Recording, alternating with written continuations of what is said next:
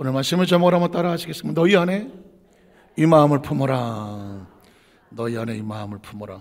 아마 수도 없이 찬양도 들으셨겠고, 이런 제목의 설교도 들으셨겠고, 예수 그리스도의 마음, 너희 안에 이 마음을 품어라, 많이 들어본 제목일 텐데 도대체 무슨 마음을 품으라는 걸까? 우리 빌립보서 1장 27절에 보면 지난 수요일 날 이런 제목으로 설교를 했거든요. 그리스도의 복음에 합당하게 생활을 해라. 그리스도의 복음에 합당하게 생활을 해라. 한번 읽어볼까요? 오직 너희는 그리스도의 복음에 합당하게 생활해라. 이런 내가 너희에게 가보나 떠나 있으나 너희가 어떤 마음으로, 한 마음에 밑줄 치셔야 돼요. 재밌는 거는 합당하게 생활을 하려는데 내가 행동하는 것은 어디에서 나오냐면 마음에서 나와요. 그러니까 오늘 성경 본문에도 그리스도 안에서 합당하게 생활하라고 했는데 어떻게 생활할까? 먼저 한 마음, 그리고 한 뜻.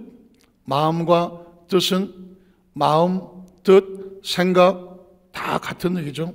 복음의 신앙을 위해서 한 마음으로 한 뜻을 가지면 생활이 어떻게 되냐면 협력하게 되죠. 협력, 합력, 동역, 함께함.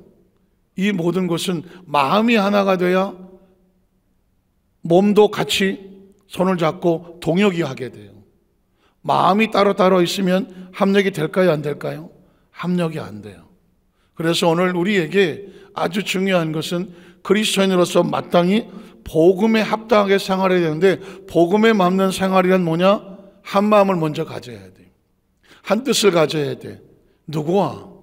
그리스도와 같은 마음, 같은 생각을 가져야 복음에 합당한 생활을 할 수가 있게 되어져요.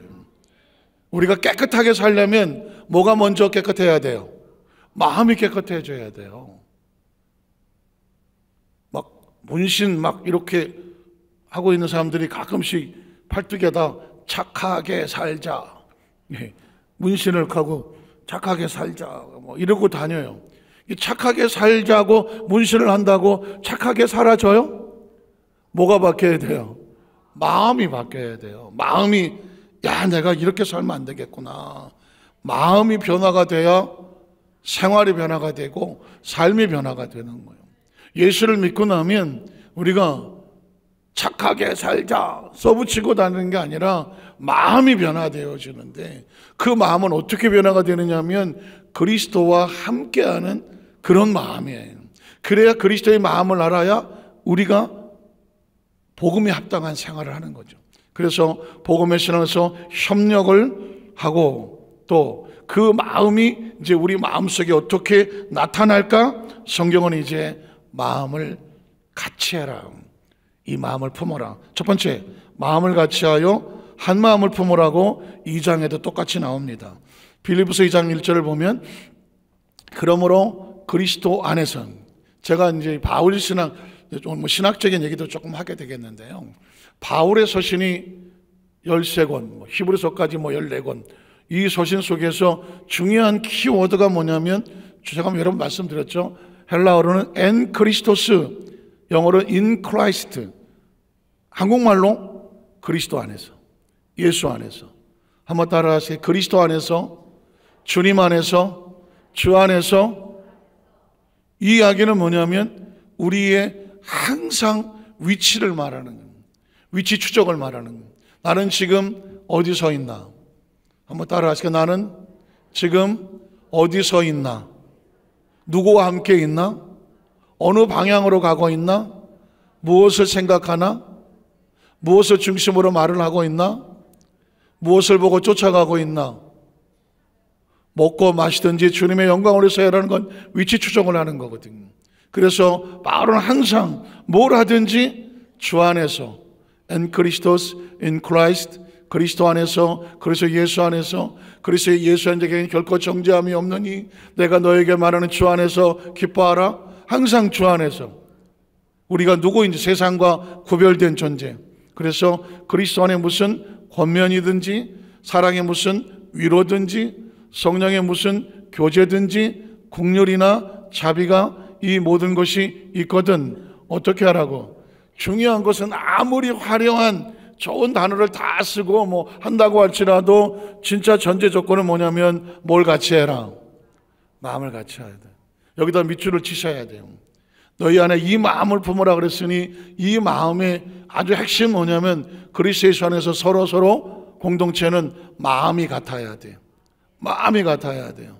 그리고 같은 사랑을 가지고 뜻을 합하여 한 마음을 품어. 아무 일이든지 다툼이나 허영은 하라 하지 말라. 하지 말고 또 하나 밑줄 치실 게 뭐냐면 오직 겸손한 마음으로. 아까 한 마음으로 같은 마음으로 그 마음이 어떤 것이냐면 두 사람 이상 있을 때는 마음이 다르잖아요. 근데 같은 마음을 가지려면 어떻게 되냐면 내가 먼저 겸손하고 아니 내가 먼저 겸손하고 어디서 주워 들은 거 있죠? 형님 먼저 아우 먼저. 이런 집안은 형님 먼저 아우 먼저 하시는 분들은 어떻게 해요? 아유 형님한테 볕단을 하나 더 갖다 줘야지. 아니야 아우가 식구가 많은데 아우한테 갖다 줘야지. 밤새도록 형님 먼저 아우 먼저 했더니 아침에 보면 똑같이 있고 아침은 똑같이 있고 이게 웬일일까? 나중에 보니까 서로 밤새 서로 갖다 주고 있었다는 거죠. 물론 초등학교 교과서에 나오는 이야기고 우화이기도 하지만 이 마음을 가지고 있는 형제는 싸운다 싸우지 아니한다. 싸우지 않죠. 형님 먼저 아우 먼저. 오늘 끝나고 농심라면. 중요한 건 크리스찬들에게 아주 중요한 단어는요 형님 먼저 아우 먼저예요. 이건 가장 기본적으로 너도 살고 나도 살아야 되는 거예요.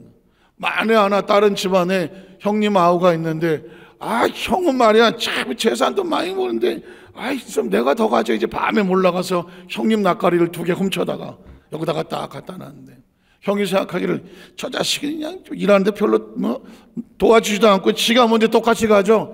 내가 2개 더 가져와야지. 밤에 가서 2개 도로 갖다 놨어. 아니 아침에 가서 보니까 우리가 2개가 더 많아야 되는데 똑같아. 뭐야 이거. 또 밤에 밤새도록 훔치고서 하다가 둘이 딱 맞췄으면 어떨 것 같아? 너냐? 아이 형님이야. 너 이 새끼 왜 2개 훔쳐가니까? 아니 그 형이라고 2개 주면 안 되냐? 그럼 새끼 네가 뭐 한 개 내놔 이 새끼. 이런 집안은 어떻게 되겠어? 맨날 싸울 수밖에 없는 거예요. 이게 우스운 이야기 같지만 교회 공동체 안에 저와 여러분은 형님 먼저 아우 먼저. 교구 구역 지역에서도 우리는 서로 쳐다보면서 아유 형님 아이고 아우님 이러면서 그래 먼저 해. 아유 형님 먼저 가세요. 아니라니까. 또 그러다가 싸우지 말고 어쨌든 혹시 잘 안 되니까 우리 옆에 분하고 한번 인사를 하세요. 형님 형님 먼저 하세요. 아이고 아우님 먼저 하세요. 먼저 해주셔야 돼요. 회수에도 서로 보면 뭐 옛날에 그런 조커도 있잖아요. 누가 버스에 자기 발등을 밟았더니 아이고 미안하다고. 아이고 미안. 발등에 밟혀서 죄송하다고 막. 이러는 사람은 나 또 강대상에 다리 쳐들긴 처음이네. 내가. 이러는 사람을 누가 상처 바꿔줄 수 있겠냐고요. 발등을 밟아놓고도 왜 그 내 발밑에 발등을 놓고 있어? 이런 사람은 어딜 가더라도 남에게 상처를 주지만 아이고 미안하다고 내가 미처 발을 피하지 못해서 밟혀서 미안하다고. 못생겨서 죄송합니다 들어봤지만 나한테 밟혀서 죄송합니다 이러는 사람은 누가 상처를 줄 수가 없는 거예요. 자, 왜 제가 이 이야기를 약간 오버스럽지만 했냐면 그렇지 않은 경우가 너무 많아요. 자, 그 다음 절에 보면 각각 자기 일을 돌볼 뿐더러 내 일만 하는 게 아니라 각각 다른 사람의 일을 돌보아서 결국 이게 하나님의 기쁨을 같이 충만하게. 가족이 형님 먼저 아우 먼저 하면 누가 제일 기쁘겠어요? 부모가 기쁘잖아요. 공동체 안에서 우리가 서로 형님 먼저 아우 먼저 하면 누가 기뻐하겠어요? 하나님이 기뻐하는 거죠. 최근에 심리학을 연구하는 교수가 신문에 글을 하나 썼는데 이런 글을 썼더라고요. 혹시 보신 분도 계시겠지만 어떤 사람에게 내가 당신에게 1억을 주겠소. 말 같지 않으니까 뭐 반응이 별로 없으세요? 내가 당신에게 1억을 주겠소. 그런데 말이요, 당신이 제일 미워하는 사람에게 내가 10억을 주겠소. 나한테는 1억을 준대. 그런데 내가 제일 미워하는 사람 이름을 대래. 그 사람한테는 10억을 주겠대. 나 1억 받는다. 받는다. 아니, 제일 꼴보기 싫은 사람은 10억 주는데? 받는다. 난 1억을 못 받을 망정 그 꼴도 보기 싫은 거 10억 받는 거 난 싫다. 그런데 심리학적으로 보면은요, 사람들이 대부분 그런답니다. 나 1억 안 받는다. 내가 차라리 1억을 안 받지, 저 꼴보기 싫은 거 저거 10억 받는 건 난 절대 내 눈에 흙 들어가지는 못 본다. 이게 심리학적으로 그런 현상이 벌어진대요. 우리는 뭐 500만 원도 괜찮다. 아유, 뭐 미워하는 사람 5천만 원 주고, 이건 또 당신 문제고 그냥 500만이나 주세요. 그럴 것 같은데 사람이요, 심리가 막상 당치면 그렇게 못한대요. 그분이 이제 재판하는 과정 속에서 가정소송법이 붙으면 형제간에 소송이 붙는데요. 그러면 분명히 이제 내가 아무리 이겨도 그 사람한테 받을 돈이 얼마밖에 안 되는데, 그러고 나면 그 돈을 찾아더라도 변호사비, 뭐 소송비에서 더 많이 나간대요. 그런데도 소송을 하겠느냐 그러면 자기 돈 나가더라도 내가 저놈한테는 질 수 없다. 소송한대. 겨우 이겨갖고 500만 원 받아갖고 한 3천만 원 변호사비 나가. 그런데도 그걸 하겠대. 이거는 돈 문제가 아니라 자존심 싸움 문제를 하는 거예요. 하나 되기가 이렇게 힘든 거예요. 형님 먼저 아우 먼저 절대 쉽지 않아요. 그래서 이 중국의 고서에 보면 그런 어떤 스토리가 있는데, 어떤 사람에게 이렇게 말했대요. 내가 당신에게 주는 축복을 두 배를 당신이 제일 미워하는 사람에게 주겠다. 당신에게 한 배를 주면 당신에게 제일 미워하는 사람에게는 2배를 주겠소. 당신에게 뭘 해주길 원하오? 뭘 당할 것 같아요? 나한테 하나 주면 제일 미워하는 사람 2개 줘. 그랬더니 그 사람이 이렇게 말하더래요. 내 눈 한쪽을 빼가시오. 무슨 말인지 아시겠어요? 내가 받는 것에 2배를 내가 제일 미워하는 사람에게 준다고 말하니까 나는 그냥 1억만 주세요. 그러면 저 사람은 2억 가는 거예요. 그게 못 견디는 거예요. 그랬더니 이렇게 말하더래요. 내 눈을 하나를 빼시오. 그 얘기는 뭐예요? 저놈의 2눈가를 빼라. 그 얘기와 같은 거예요. 제가 이 이야기를 드린 얘기는 지금 삶의 현장 보는 누구도 타협하지 않아요. 누구보다 나보다 잘 되는 꼴 보는 거 견뎌내기 쉽지 않아요. 그러니까 어떻게든지 내가 불행하더라도 상대가 행복한 꼴을 못 보는 시대 속에 살고 있다는 거예요. 그러니 역서 쪽에서 크리스찬들에게는 이렇게 말하는 거예요. 그리스도의 마음. 지금 이 시대에 필요한 건 그리스도의 마음이에요. 지금 어떻게 보면 이 나라 대한민국에서 정치 얘기는 하고 싶지 않지만 대한민국에서 이만큼 살아오면서 이 지금처럼 이 갈등과 상처와 아픔이 해결점이 안 보이는 시점이 있었을까? 아마 지금 그럴 거요. 당신에게 1배를 줄 테니, 하나를 주면 당대편 정당에게 2개를 줄 테니까 뭘 원하시오? 그럼 내 눈가를 빼시오. 그럴 것 같아. 상대 2눈가를 빼라고. 지금은 화합 하나가 보이지를 않아요. 너무 가슴 아픔. 그래서 지금 크리스천들에게 필요한 건 뭐냐면요, 이것저것 떠나서 그리스도의 마음이에요. 지금 시대 속에서 희망은 나라의 희망도 그렇고 개인의 희망도 그렇고 공동체 희망도 그렇고 그리스도의 마음이에요. 그래서 너희 안에 이 마음을 품어라는 얘기는 어쩌라고? 살라고. 그래야 가정이 살고 개인이 살고 공동체가 살고 나라가 살고 민족이 살고요, 세계가 살려면 그리스도의 마음을 품으라는, 그러면 그 두 번째로 그리스도의 마음은 어떤 마음이에요? 그리스도의 마음을 보면 빌립보서 2장 5절 이하를 보겠습니다. 혹시라도 이 마음을 들어가기 전에 이 자리에 나와 있음에도 불구하고 마음 한구덩이에 여전히 미워하는 사람, 미움, 아픔, 상처, 눈물, 억울한 분노, 한쪽 구덩이 난 도저히 용서가 안 되는 그런 가슴의 상처들이 있을 수 있잖아요. 있을 수 있잖아요. 그게 나를 죽입니다. 제가 이제 앞으로 또 말씀을 드리겠지만 오늘 그리스도의 마음을 품으라고 그랬는데 마음은 또 다른 마음으로 생각이거든요.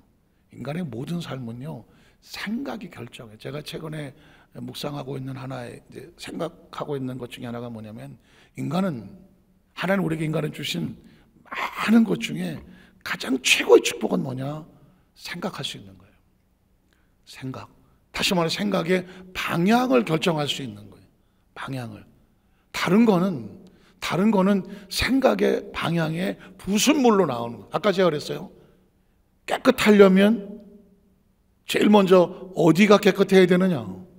생각이 깨끗하고 마음이 깨끗하되 선택을 해야 돼. 난 깨끗하게 살겠어. 마음의 선택을 하지 않으면 절대 깨끗하지 않아요. 난 착하게 살겠어. 사람은 선택만 하는 거예요. 마음의 선택만 해요. 그러면 내가 착하게 살기 위해서 뭘 해야 되지? 뭘 끊어야 되지? 뭘 선택해야 되지? 그 생각이 그 사람의 삶을 착함으로 인도하는 거거든요. 그런데 그 마음속에 난 절대 그렇게 용서할 수 없어. 나 그 양보할 수 없지. 그건 내가 어떻게 해서 얻은 건데. 안 돼. 그 생각을 붙잡고 앉아 있으면 자기의 생각한 대로 그 삶의 미래는 펼쳐집니다. 미래 어렵지 않아요. 미래 어렵지 않아요. 지금 저와 여러분이 가지고 있는 생각을 여러분이 그 생각을 붙잡으면 생각이 미래를 만들어요. 한번 따라 하실까요? 생각이 내 미래를 만든다. 그래서 여러분 아마 많은 철학적이라든가 인문학적 세계에 보면 생각과 미래는 같이 나올 거예요. 생각이 없는데 미래가 없어요. 있겠죠? 생각이 없는 미래는 엉망진창이겠죠. 그러나 정확한 생각이 있는 미래는 생각대로 됩니다. 그래서 지금 너희 안에 이 마음을 품으라고 했을 그리스도 예수의 마음이라고 품으라고 했을 때 이유가 있을 거 아니에요. 왜 이 마음을 품어요? 그래야 그리스도인답게 복음에 합당한 행동을 할 수가 있어요. 행동은 생각이 바뀌지 않으면 안 나와요. 자, 그런 차원에서 그 마음은 나의 미래다. 예수의 마음을 품으면 예수님과 함께하는 미래가 돼요. 자, 읽어보겠습니다. 너희 안에 마음을 품으라. 곧 그 예수의 마음인데 예수님은 어떤 마음을 가졌는지 보는 거예요. 그가 누구예요? 예수님.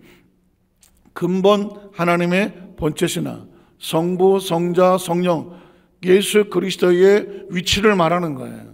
그는 창조주요 말씀이요 성부, 성자 하나님이요 본체시나 하나님과 동등됨을 취할 것으로 여기지 아니하시고 이건 스스로의 선택이에요. 싸워서 밀려나간 게 아니라 스스로의 선택이시고 여기지 아니하시고 오히려 자기를 비웠다고 말합니다. 아까 자기를 비웠다는 또 다른 단어는 겸손이죠. 자기를 낮추셨다는 것입니다. 저는 이런 걸 기대해요. 진짜 중요한 얘기가 나올 때는 뭐가 울린다? 핸드폰이 울려요. 이건 영락 없어요. 기도원 가서 설교해도 그렇고 부흥사들 놓고 설교해도 그렇고 중요한 얘기할 때는 핸드폰이 울려요. 그러니까 핸드폰 울린다고 당황하지 마세요. 저는 기대하고 지금 또 켜놓지 마시고 보면 자, 자기를 비웠다는 얘기는 이것도 신학적인 용어예요. 그리스도의 자기 비하라고 그래요. 비하가 뭐예요? 스스로 자기를 낮추는 거예요. 낮추는 이유가 있어요. 자기를 비워 종의 형체를 가져서 사람들과 같이 되셨고 혹시 이거를 들으면서 떠오르는 용어가 있을까요? 사람의 모양으로 나타나사 요한복음 1장 14절에 말씀이 육신이 되어 우리 가운데 거하시니 하죠. 이거를 이제 신학적인 용어로는 성육신이라고 말하는 거죠. 뭐 다 아시는 이야기지만 한번 따라 하실까요? 성육신, 성육신, 성육신. 기독교 신앙의 가장 핵심적인 단어는 성육신이에요. 그 성육신을 바울 서신에서는 그리스도가 자신을 비워서 종의 모양을 가지고 형체를 낮추시고 사람의 모형으로 우리 가운데 나타났다, 이걸 성육신이라고 말하고, 요한복음에는 말씀이 육신이 되었다고 말하고, 요한복음 3장 16절은 하나님이 세상을 이처럼 사랑하사 독생자를 우리에게 주셨다고 말하고, 다 같은 표현이에요. 그래서 이걸 이제 성육신을 영어로 말하면 인카네이션이라고 말해요. 카네이션이라고 말하는데, 인카네이션이라고 말하는데, 인카네이션은 두 단어가 합친 거예요. IN과 카네이션. 혹시 카네이션 꽃 어버이날 달고 하잖아요. 카네이션 꽃인데 이 카네이션의 원어는 카니발이에요. 카니발. 카니발 하면 또 뭐가 생각나요?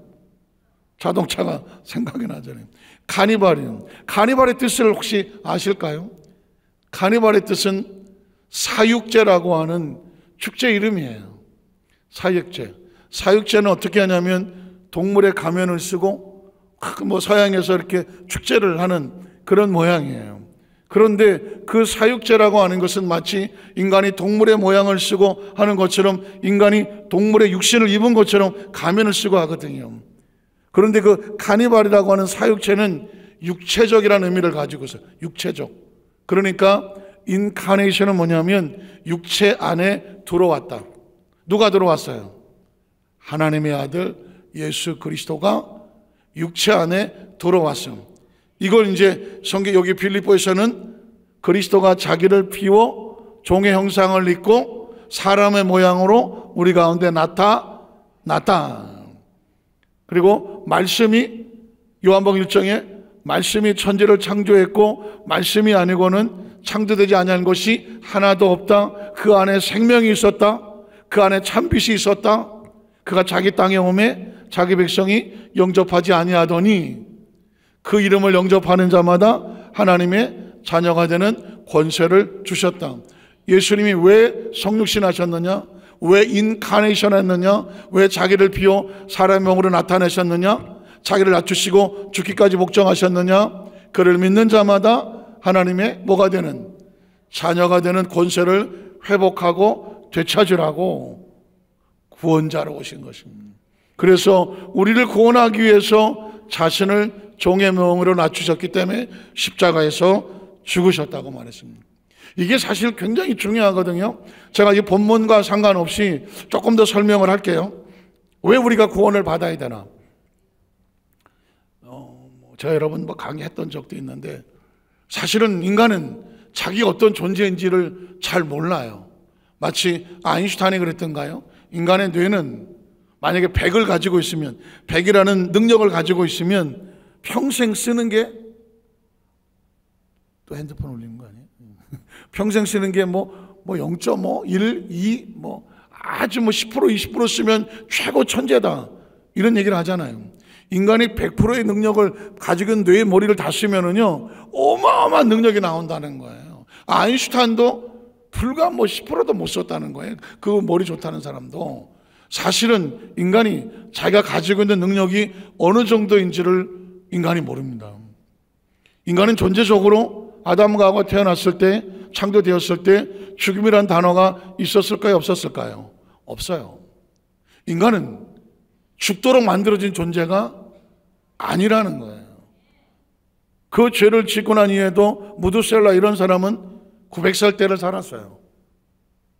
그 시대 사람들은 거의 다 몇백 살 정도 살았다고요. 그러니까 인간의 생체 구조는 가끔씩 이런 인체 구조 이야기가 나오면 얼마 만에 모든 세포가 다 새로워지잖아요. 태어날 때 가지고 있는 세포를 가진 사람 없어요. 몇 주기를 가지고 계속 세포가 새롭게 나와요. 그러니까 우리 몸 자체는 생체 사이클 자체가 죽지 않게 되어 있다는 이야기예요. 그래서 죄를 지음으로 인하여 너의 날수가 120년 될 거다라고 한 그 창조주의 선언이 있어서 생명이 이제 단축하게 된 건데, 일단 인간이 가지고 있는 존재가 어디까지 능력이냐면 인간은 신적인 존재예요. 신적인, 시편에도 보면 너희는 신이다 이런 얘기를 할 정도로 거기서 말하는 신적인 존재라는 것은 신과 육신이 다를 게 뭐가 있어요? 신은 죽지 않고 육은 죽는 거잖아요. 영은 죽지 않고 육이 죽잖아요. 사실은 아담과 하와가 이 당초 죽음의 존재가 아니었기 때문에 선악과를 따먹고 났을 때 너는 죽으리라고 말했죠.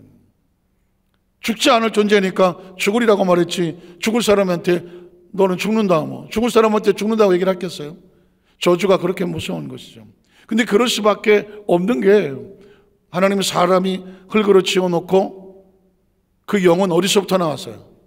하나님으로부터 숨을 불어넣으심에 비로소 창세기 2장 7절에 비로소 뭐가 됐더라?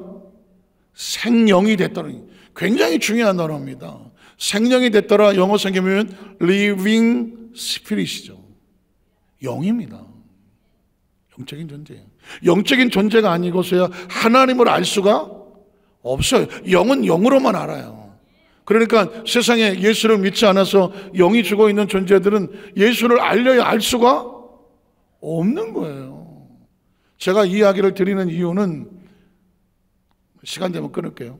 창세기 1장 1절에 태초에 하나님이 천지를 창조하셨다. 이게 이해가 돼야 왜 하나님은 굳이 예수님을 이 땅에 우리에게 보내셔서 우리를 다시 태어나게 하셔서 왜 하나님의 자녀가 되는 권세를 되게 하시려고 그렇게 그 예수를 우리에게 보내주셨는지, 우리가 그렇게 소중한 존재인가? 그렇게 하나님 앞에서는 아주 중요한 존재인가? 이걸 인식하는 거거든요. 어떤 사람이 나한테 엄청난 조 단위의 돈을 주면서 내가 당신의 목숨을 이 조 단위로 사겠소 하면 좀 듣기 기분 나쁘긴 하지만은 몇 천만 원보다 낫잖아. 야, 내가 조 단위 존재구나. 그 사람의 가치를 굳이 돈으로 매길 수는 없지만 그래도 몇 천만 원짜리보다 낫잖아. 예수를 우리와 맞바꾼다? 그럼 우리는 예수님만큼 우리가 어떤 존재다? 중요한 존재라는. 그거 좀 이상하지 않습니까? 이상하긴 뭐가 이상해? 아버지는 탕자를 그대로 안고 너는 내 자식이 살아왔다고 하는데, 자식이 죄를 지었고 부족하고 언제도 불구하고 아버지에게는 그냥 죄를 지었고 불의하고 추악하고 냄새나고 돼지똥 잔뜩 묻히고 왔어도 거지 발색이를 하고 왔어도 너는 내 자식은 부모에게 영원한 생명일 수밖에 없는 존재예요. 저와 여러분이 그런 존재라는 사실을 말씀드리고 싶은 거예요. 이 우주 안에 살아가는 존재이지만 나라고 하는 존재가 남들이 보는 그 의미는 별 상관없고 우리끼리는 다 도토리 키재기예요. 그런데 하나님의 관점으로 보면 저와 여러분이라는 존재는 하나하나 하나님의 DNA가 들어와 있지, 영이 들어와 있지, 하나님을 알지, 그리고 그 하나님의 하나님 안에 있지, 우리가 하나님 안에 있고 우리 안에 있지. 존재 자체가 내가 나를 모르는 그 이상으로 하나님은 저와 여러분을 아주 소중한 존재, 예수 그리스도와 맞바꿀 만한 그런 소중한 존재라는, 그게 아주 중요한 의미가 여기에 있는 거예요. 왜 예수가 자기를 낮춰서 죽기까지 복종하시고 십자가에 죽으셔서 어쩌라고 하는 거예요? 저와 여러분을 건져내시는 구원자로 자기를 부어주신 줄로 믿습니다. 그래서 그같이, 자 10절로 넘어갈게요. 9절로. 이러므로 그렇게 자기를 낮춰서 말씀에 복종하고 사명을 다한 자는 하나님이 그가 누구예요? 십자가에 죽기까지 복종하신 예수 그리스도, 그를 어떻게 해요? 지극히 높이셔서 모든 이름 위에 뛰어난 이름을 주셨고 하늘에 있는 자들과 땅에 있는 자들과 땅 아래에 있는 자들로 모든 무릎을 예수 이름에 꿇게 하시고 모든 입으로 예수 그리스도를 주라고 시인하며 하나님 아버지께 영광을 돌리게 하셨느니라. 여기서 아주 중요한 원칙이 하나 있죠. 높아지려면 낮아져라. 예수는 스스로 이 땅에 와서 내가 만왕의 왕이여 만주의 주다 온 백성은 내 앞에 무릎 꿇어라 하지 않았습니다. 스스로 자기를 비워 종의 형체를 가지고 사람의 모양으로 오셔서 우리를 위하여 죽기까지 복종하심으로 십자가에 죽으셨습니다. 그 은혜는 그로 말미암아 누구든지 하나님의 자녀가 되는 권세를 얻게 하시는 축복의 통로가 되게 하셨는데, 그렇게 자기를 낮추셨는데 하나님은 그를 높이시다라는 거죠. 기억하십시오. 지금도 한 영혼을 위해서 몸부림을 치시는 우리 성도님들, 한 구역 식교를 위해서 몸부림을 치고 계시는 구역장님들, 그 구역장과 구역 식교를 위해서 이끌어가는 우리 지역장님들, 각 기관 부서에서 그 영적인 공동체를 이끌어가고 있는 모든 하나님 백성들, 저와 여러분 모두 다 크고 작은 그리스도들이거든요. 크고 작은 예수다가 아니라 크고 작은 예수의 사명을 같이 지고 가는 예수의 마음을 품은 예수님의 동역자들. 돌보는 거 쉽지 않아요. 양들 돌보는 거 쉽지 않아요. 그러나 그 한 영혼 한 영혼을 위해서 몸부림치는 그 뒤통수를 누가 보고 계실까? 하나님은 보고 계시죠. 울고 계시고 안고 계시고, 네가 나를 위해서, 네가 나를 위해서 알고 계셔요. 알고 계셔요. 그렇게 하심으로 인하여서 나는 낮아진 것 같으나 높이시는 분은 하나님이고, 사람이 높아지려고 하면 언젠가는 떨어지겠으나 하나님이 높여주시면 사람이 끌어내릴 수가 없는 것. 굳이 우리가 높아지겠다는 것이 아니라 주 안에서 낮아서 그 낮은 자리를 지켜낼 줄 알면 때가 되면 하나님께서 그를 높이시고 세워주시는 줄로 믿습니다. 이게 그리스도의 마음이죠. 우리 여덟 만상교회 성도들 가슴 속에 나는 이 마음 붙잡고 산다. 이 마음이 내 미래를 만든다. 마음이 미래를 만들어요. 생각이 미래를 만들어요. 그 마음에서 나온 입술이 뇌의 꼬치처럼 내 미래를 만든다고 하죠. 그래서 4차원의 영성이 나오는 거예요. 꿈이 나오고 생각이 나오고 마음이 나오고 믿음이 나오는 거예요. 그 은혜로 승리하시기를 주님의 이름으로 축복합니다. 기도하겠습니다. 하나님 아버지 감사합니다.